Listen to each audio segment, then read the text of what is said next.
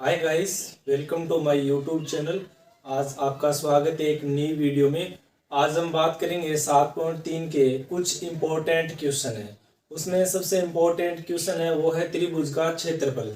इसके पहले वाले वीडियो में मैंने आपको त्रिभुज के क्षेत्रफल के बारे में बता दिया था, उसका सूत्र लिखा दिया था। सबसे पहले ये जो है त्रिभुज का क्षेत्रफल वो उसके फॉर्मूले पे टिका हुआ है। तो सबसे पहले हम फॉर्मूला लिखते हैं त्रिभुज के। तो 1/2 कोष्टक में x कोष्टक में y माइनस के y, ये एक ट्रिक है इसको याद करने की। x कोष्टक में y माइनस के y प्लस में x कोष्टक में y माइनस के y, इसको लिख सकते हैं 1 2 3 2 3 1। और उसके बाद में हमने 1 लिख लिया, उसके बाद में 2, अब लिखेंगे हम 3, उसके बाद में 1 और 2, 1 और 2। हम इस प्रकार को ये फॉर्मूले को लिख सकते हैं। ये हमारा सबसे इंपॉर्टेंट फॉर्मूला है त्रिभुज के क्षेत्रफल की ज्ञात करने की।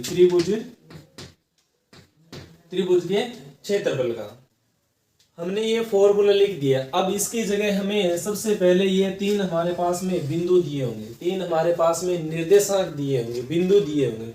सबसे पहले इस बिंदु को मैं क्या मान सकता हूँ, x1 ये हो जाएगा हमारे पास में y1, ये x2 ये हो जाएगा y2, ये x3 और ये हो जाएगा y3। तो अब जो हमारे निर्देशांक है, जो बिंदु है, उनके मान हम इसके अंदर शिफ्ट कर देते हैं। जैसे x1 का मान हमारे पास में क्या है 2, x2 का मान हमारे पास में क्या है -1 और x3 का मान हमारे पास में 2, y1 का मान हमारे पास में 3, y2 का मान हमारे पास में 0 और y3 का मान हमारे पास में क्या है -4। ये हमारे जो मान है इंपॉर्टेंट है, जो निर्देशांक है, ये इस फॉर्मूले के अंदर शिफ्ट करना है और इसको हल करना है। जोड़ घटाव गुणा भाग आपको पता ही है। सबसे पहले किसका, इसके अंदर कोष्टक वाले हल होंगे, उसके बाद में मल्टीप्लाई करेंगे।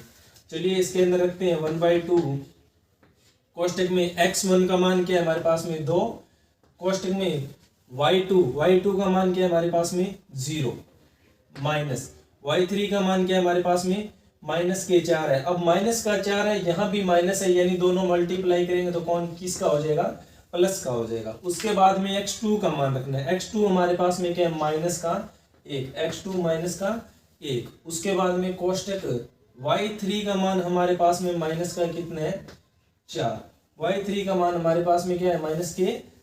उसके बाद में रखना है y1 का मान, y1 का मान हमारे पास में यहाँ कितने है 3। उसके बाद में x3 का मान, x3 का मान है हमारे पास में 2, कोष्टक में y1 का मान क्या है हमारे पास में, y1 का मान हमारे पास में 3 माइनस y2 का मान क्या है हमारे पास में 0। अब इसको जो जोड़ घटाव या कोष्टक को हल कर लेते हैं। जैसे इसके अंदर 0 और 4 को जोड़ेंगे तो 4 और 4 को 2 के साथ गुणा करेंगे, 4 दूए 8, 4 दूए 8। अब हमारे पास में -4 है, -3 है, यानी कितने हो गए -7। कितने हो गए -7। माइनस को माइनस के साथ मल्टीप्लाई करेंगे, क्या हो जाएगा प्लस, और ये 7 को 1 के साथ करेंगे प्लस के 7। उसके बाद में 3 को 0 में से घटाएंगे, यानी इसमें से घटेगा तो कुछ नहीं बचेगा। तो हमारे पास में 2 और 11, यहाँ क्या आ गया कोष्टक के अंदर 3 है। 3 को 2 के साथ मल्टीप्लाई करेंगे, 3 दूए 6। 1/2 कोष्टक में 8 और 7 15 और 15 और 7 21। अब इसको इसके साथ मल्टीप्लाई करेंगे, 21/2 वर्ग इकाई। ये हमारे पास में किसका क्षेत्रफल आ गया, एक त्रिभुज का क्षेत्रफल आ गया। बाकी सब प्रकार के इसके 2 नंबर पॉइंट भी इसी प्रकार है, इसका 2 नंबर भी पॉइंट है इसी प्रकार है। ये हमारा त्रिभुज का क्षेत्रफल ज्ञात करने का एक सबसे आसान तरीका, जो बिना किसी ट्रिक के एकदम फॉर्मूले के अंदर सबसे पहले आपको फॉर्मूला याद होना चाहिए। अगर फॉर्मूला याद है तो उस फॉर्मूले के तहत हम इसको बड़ी आसानी से कर सकते हैं। चलिए आगे आने वाला क्वेश्चन है दूसरा। उसमें आपको दिया होगा k का मान, किसका मान, k का मान निकालना है, k का मान निकालना है। बाकी क्वेश्चन यही रहेगा, बस खाली इनमें से आप किसी एक पॉइंट को आपको मान नहीं देकर उसके जगह आपको k का मान दे दिया जाएगा। क्या दे दिया जाएगा, जैसे यहां से उठाकर इसने y3 की जगह इसने रख दिया के, या फिर y1 की जगह इसने उठाकर यहाँ रख दिया के। आपको इनमें से किसी भी मान एक को उठाकर, यानी एक पॉइंट आपको एक निर्देशांक नहीं दिया होगा, बाकी सभी निर्देशांक दिए होंगे, बस उसको आप इसने निर्देशांक को क्या मान लिया, के मान लिए। चलिए तो हम 2 नंबर क्वेश्चन करते हैं। 2 नंबर का पहला पॉइंट है, इसमें वही फॉर्मूला वही यूज होगा। इसमें सबसे पहले हम लिखते हैं x1 का मान क्या है हमारे पास में 7, x2 का मान हमारे पास में क्या है, x2 का मान 5, और x3 का मान हमारे पास में 3, और यहाँ y1 का मान हमारे पास में -2, y2 का मान हमारे पास में क्या है 1, और y3 का मान हमारे पास में क्या दे रखे हैं 1। आपके बताए अनुसार मैंने बोला कि सबसे पहले यहाँ किसी एक निर्देशांक को हटाकर उस बिंदु की जगह आपको के दे दिया जाएगा। क्या दे दिया जाएगा, के दे दिया जाएगा। बाकी सभी पॉइंट आपको इसके अंदर दिए होंगे, बाकी सभी निर्देशांक आप या पॉइंट इसको दिए होंगे। जैसे निकालेंगे 1/2, x1 का मान क्या है हमारे पास में 7 कोष्टक में, y2 का मान क्या है हमारे पास में 1 माइनस में, y3 का मान क्या है हमारे पास में k, प्लस x2 का मान हमारे पास में कितना है 5 कोष्टक में, y3 का मान हमारे पास में क्या है k, माइनस y1 का मान क्या है हमारे पास में -k 2, और माइनस यहाँ है तो ये कितने हो जाएंगे +k 2। उसके बाद में x3 का मान क्या है हमारे पास में 3, y1 का मान हमारे पास में क्या है -k 2, y1 का मान -k 2, और y2 का मान हमारे पास में क्या है 1, और माइनस का यहाँ पहले से पड़ा हुआ है। अब इसको हल कर लेते हैं। 7 को 1 के साथ करेंगे 7, और इसको इसके साथ करेंगे -7 के। अब इसको इसके साथ करेंगे कितना रहा 5 के, 5 को 2 के साथ करेंगे 5 दूए 10, 2 और माइनस का 1 है, ये दोनों किस किस के हैं माइनस के हैं, तो दोनों कितने हो जाएंगे -3, और माइनस को 3 प्लस के साथ करेंगे 3 3 9।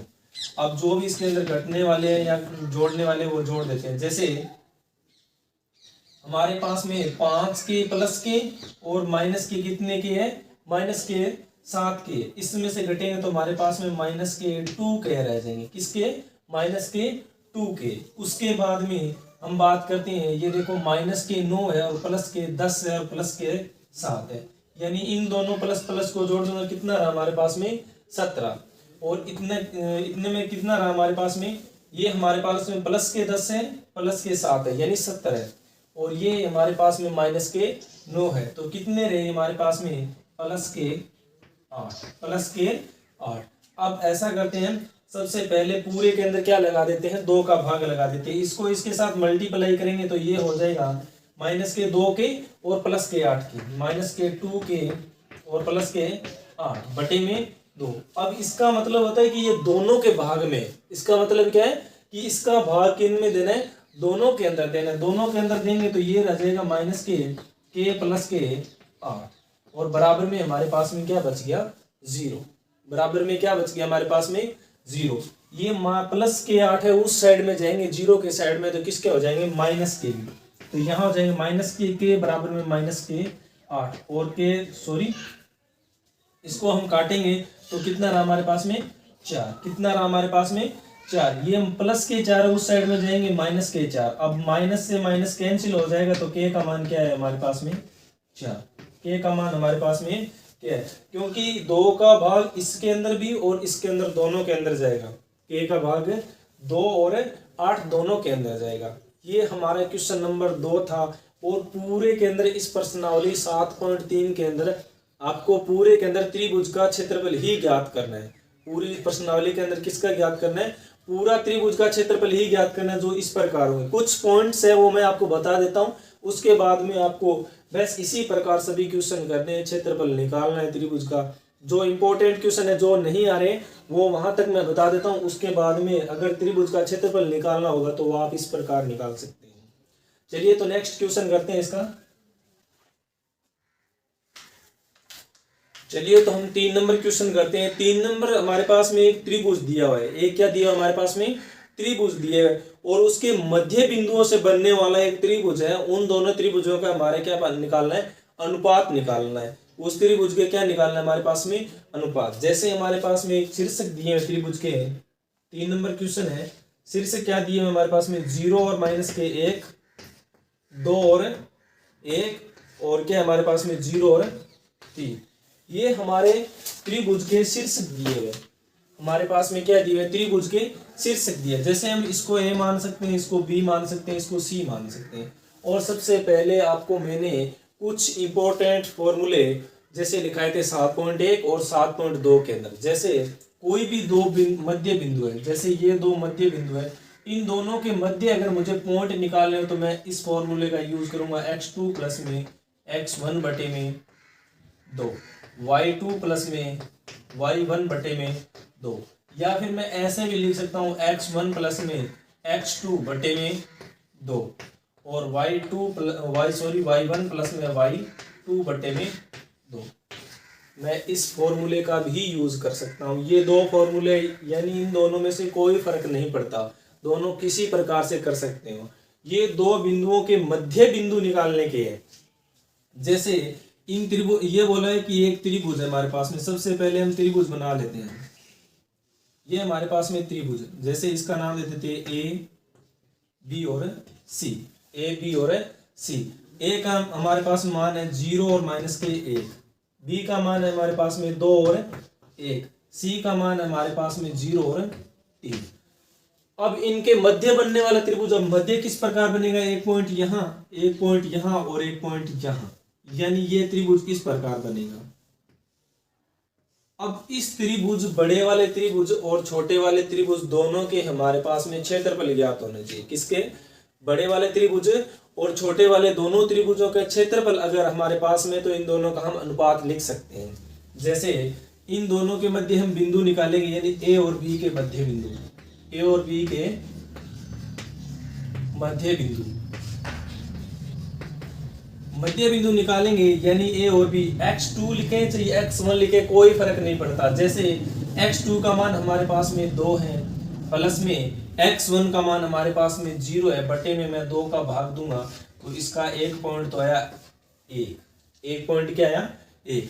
दूसरा मुझे y वाला निकालना है, y1 का मान हमारे पास में माइनस का 1। उसके बाद में हमें पूछा है y1 का मान, किसी प्रकार कर सकते हैं, कोई दिक्कत वाली बात नहीं है, x2 कर लो, x1 कर लो। जैसे हम इस फॉर्मूले के तहत करते हैं, y2 का मान हमारे पास में क्या है 1, माइनस में y1 का मान हमारे पास में क्या है माइनस का 1 है, बटे में 2 का भाग देना, यानी कि क्या मान है हमारे पास में 1 और 0। इसका मान आया 1 और 0, क्या आया 1 और 0। इसी प्रकार इन दोनों के मध्य, यानी बी सी के मध्य बिंदु,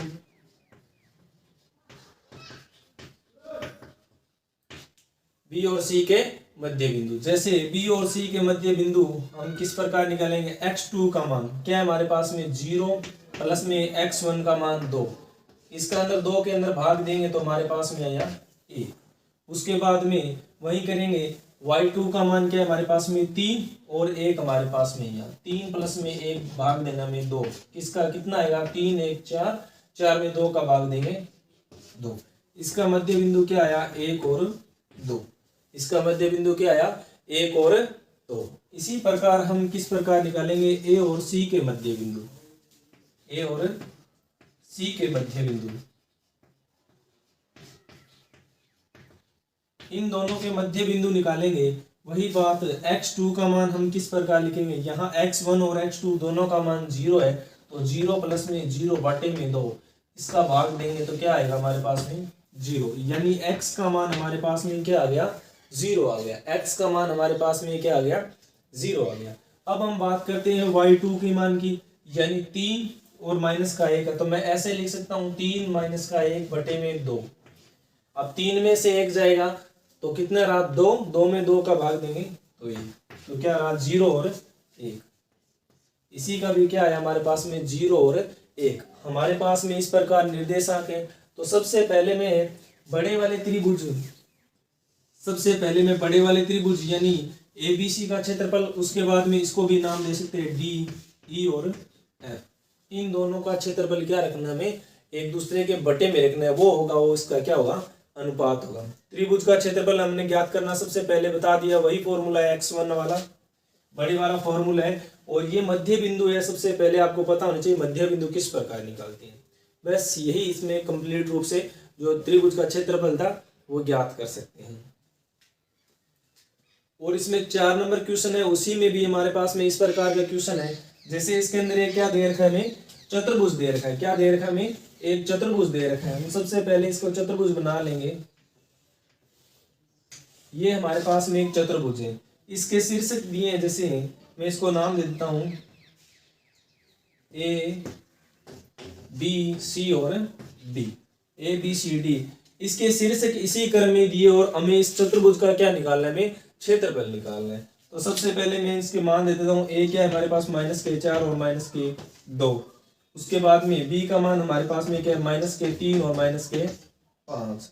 और सी का मान हमारे पास में क्या है 3 और -2। 3 और -2 और जो लास्ट डी का मान है वो हमारे पास में 2 और 3 है। 2 और 3।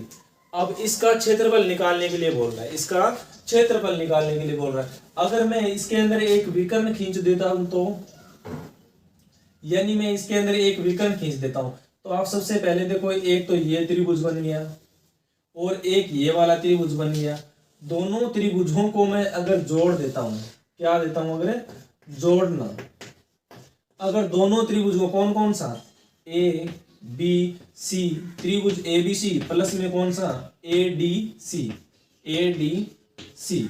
अगर मैं त्रिभुज इस तो दोनों त्रिभुजों को जोड़ देता हूं तो दोनों चतुर्भुज का क्या आ जाएगा हमारे पास में, चतुर्भुज का क्षेत्रफल। इसका आ जाएगा चतुर्भुज का क्षेत्रफल। और त्रिभुज का क्षेत्रफल हमने आपको ज्ञात करना बता दिया, सिखा दिए। बस आज के लिए इतना ही। जो सबसे इंपॉर्टेंट प्रश्नावली थी, जो सबसे आपको नंबर बनाने के लिए सबसे बढ़िया प्रश्नावली थी 7वीं, उसको मैंने कंप्लीट रूप से करवा दिए। एक एक क्वेश्चन करवा दिए गए। अगर फिर भी आपको समझ में नहीं आई तो आप इस वीडियो को दोबारा रिपीट करके देख सकते हैं। बेस्ट तरीके से आपको समझाई हुई। अगर आप हमारे चैनल पर नए हो तो चैनल को जरूर सब्सक्राइब कीजिए ताकि आने वाले हर वीडियो के नोटिफिकेशन के बारे में आपको जानकारी मिल सके।